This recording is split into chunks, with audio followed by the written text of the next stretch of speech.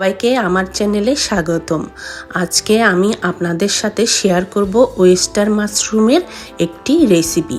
আমেরিকায় অনেক রকমের মাশরুম পাওয়া যায়, তার মধ্যে ওয়েস্টার মাশরুম একটা অন্যরকম একটা মাশরুম। বাংলাদেশে তো আমরা হাঁসা ওল খেয়েছি, ওল বলে এখানে মাশরুমকে, তবে এখানের মধ্যে ওয়েস্টার মাশরুমরা দেখতে এরকম। তো আমি এটা আপনাদের রান্না করে দেখাবো। প্রথমে আমি একটু গরম জলে লবণ দিয়ে নিলাম। লবণ দেওয়ার পরে এটাকে আমি ছোট ছোট করে কেটে নিব, বেছে নিব। এই যে এভাবে আমি যেভাবে দেখাচ্ছি ঠিক এভাবে।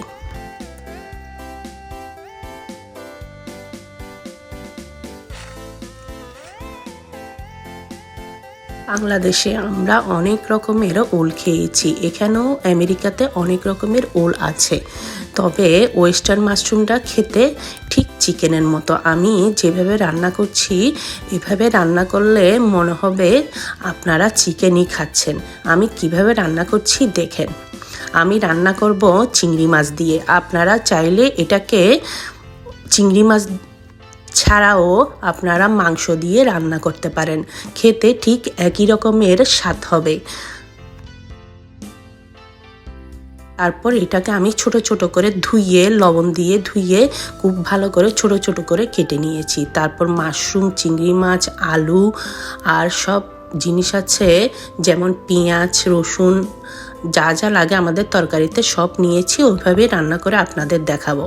আপনারা এটা চাইনিজ হিসেবেও রান্না করতে পারেন, যেমন ধরেন সয়া সস দিয়ে, তারপরে ভিনিগার এসব দিয়ে চাইনিজ স্টাইলেও রান্না করতে পারেন, চিকেন দিয়েও রান্না করতে পারেন। আমি আজকে বাঙালি স্টাইলে চিংড়ি মাছ দিয়ে রান্না করে দেখাবো, ঝাল ঝাল করে।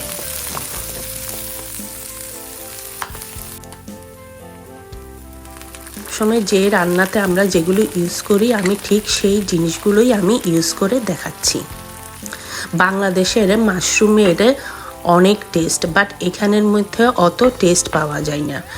বিভিন্ন রকম করে টমেটোর স্যুপ, মাশরুমের স্যুপ হয়, আরও অনেক রকমের স্যুপ হয়। ওগুলো এখানের মধ্যে প্রচুর চল, মাশরুমের খুব চল। আর মাশরুম খাওয়া নাকি খুব ভালো। এখন তো মাশরুমের কেক, মাশরুমের পাউডার অনেক কিছুই বাংলাদেশে পাওয়া যায়, এখানেও ঠিক পাওয়া যায়, তবে আমরা ওইসব তো খাই না, সেজন্য আর এগুলো কেনাও হয় না। আমরা এই ওলটা খুব খাই। আর একটা আসে বটম মাশরুম। বটম মাশরুমটা খেতেও ঠিক এরকম।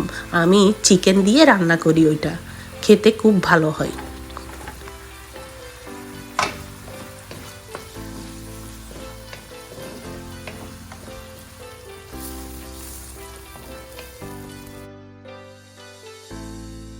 চিংড়ি মাছটা চাইলে আপনারা ভেজে নিতে পারেন, কিন্তু আমি ভাজিনি।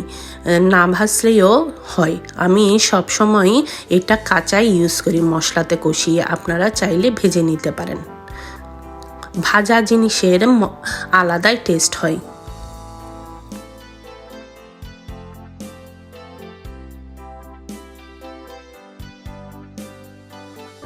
নিজের পছন্দ মতো বিভিন্ন রকমের সবজিও অ্যাড করতে পারেন। এখানে আমার মাশরুমে একটু ঝোল বেশি হয়ে গেছে, কারণ আমরা তো ঝোল খেতে পছন্দ করি, এই জন্যই এখানে ঝোল হয়েছে।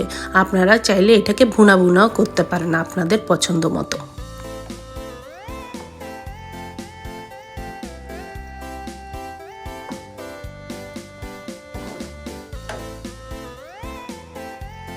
এখানে কিন্তু গরম মশলা অবশ্যই দিতে হবে। মাংসের যে ফ্লেভারটা বলছি, গরম মশলা দিলে সেটা আরও বেশি পাওয়া যাবে। গরম মশলা দিয়ে মাত্র কিন্তু আমি নামিয়ে নিয়েছি। আমার রেসিপিগুলো যদি আপনাদের ভালো লাগে প্লিজ লাইক, কমেন্ট এবং শেয়ার করবেন, সাবস্ক্রাইবও করবেন। দেখুন এটা দেখতে ঠিক এরকম হয়েছে। আপনারা ঝোল ছাড়াও ভুনা ভুনা করতে পারেন। এরপরে রাত্রে আমরা গিয়েছি বিজেতে বাজার করার জন্য। দেখুন বাজার করতে গিয়েছিলাম শুধু ডিম আনার জন্য আর দুধ আনার জন্য। দেখেন এখানে আমরা কতগুলো বাজার করে এনেছি। এই যে এটা হলো থাই পিস মাংসের, এটা দিয়ে আমি কাবাব হতে ধরে বিভিন্ন রকমের খাবার রান্না করব, তরকারি রান্না করে আপনাদের দেখাবো। আর বাচ্চাদের এইসব জিনিস আছে, আপনাদের সাথে শেয়ার করব।